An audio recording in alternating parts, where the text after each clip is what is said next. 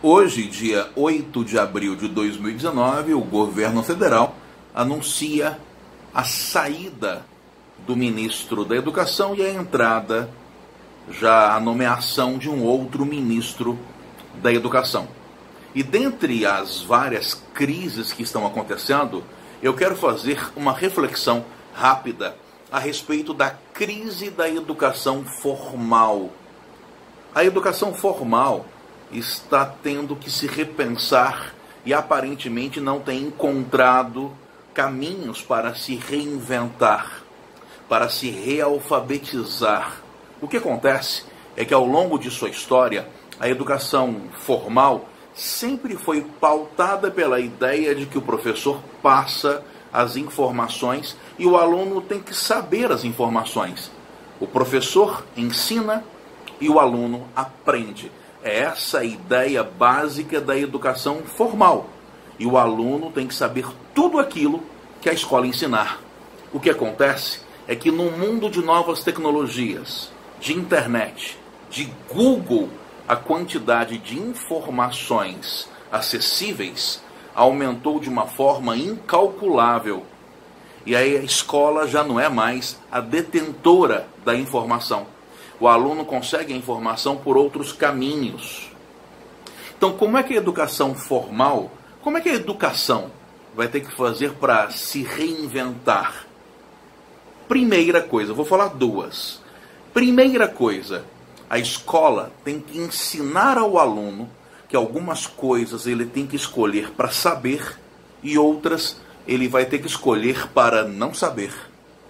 É porque antigamente o aluno tinha que aprender tudo o que estava no livro. Só havia aquele livro, só havia aquele professor. Hoje é impossível saber tudo. São infinitos livros, infinitos professores, inclusive no YouTube, sempre falando coisas sem parar. Escolher o que você deve saber é escolher também o que você não deve saber. E é preciso acalmar a alma diante disso. Porque nunca a sua ignorância ficou tão evidente. Nunca aquilo que não sabemos ficou tão claro. Sabemos um pouquinho diante de um infinito de coisas que nunca saberemos. A escola tem que aprender esse papel. Nós temos que aprender esse papel até para curar parte de nossa ansiedade.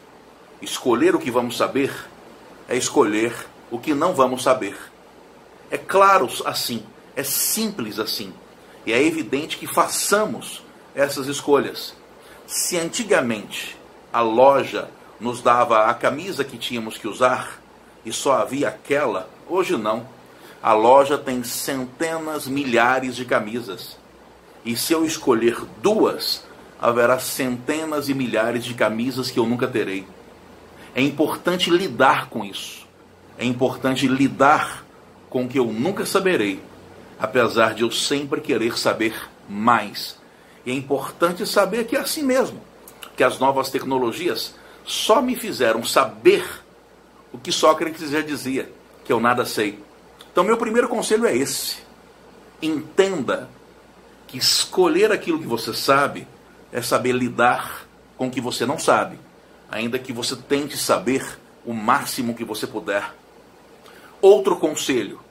O papel da escola, mais do que em qualquer outra época, não será mais o de fornecer as respostas.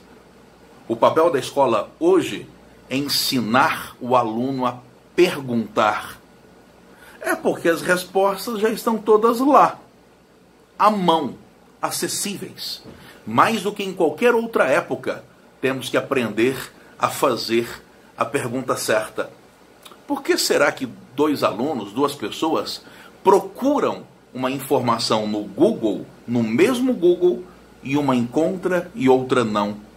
É porque um soube fazer a pergunta certa, o outro não soube perguntar.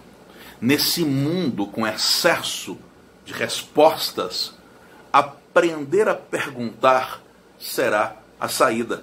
Porque aprender a perguntar será a possibilidade de estabelecer relações entre tantas informações. Não podemos nos esquecer de que a pergunta é mais importante do que a resposta.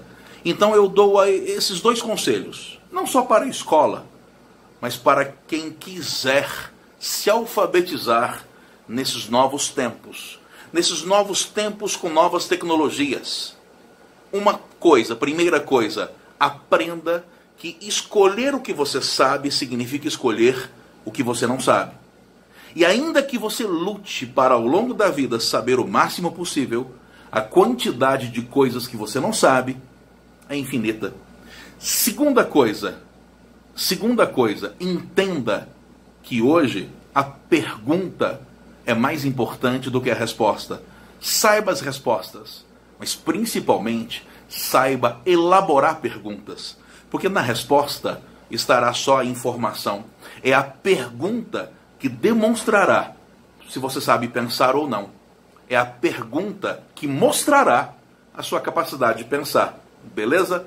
Anote aí, por favor, essas duas dicas. Falou? Um abraço!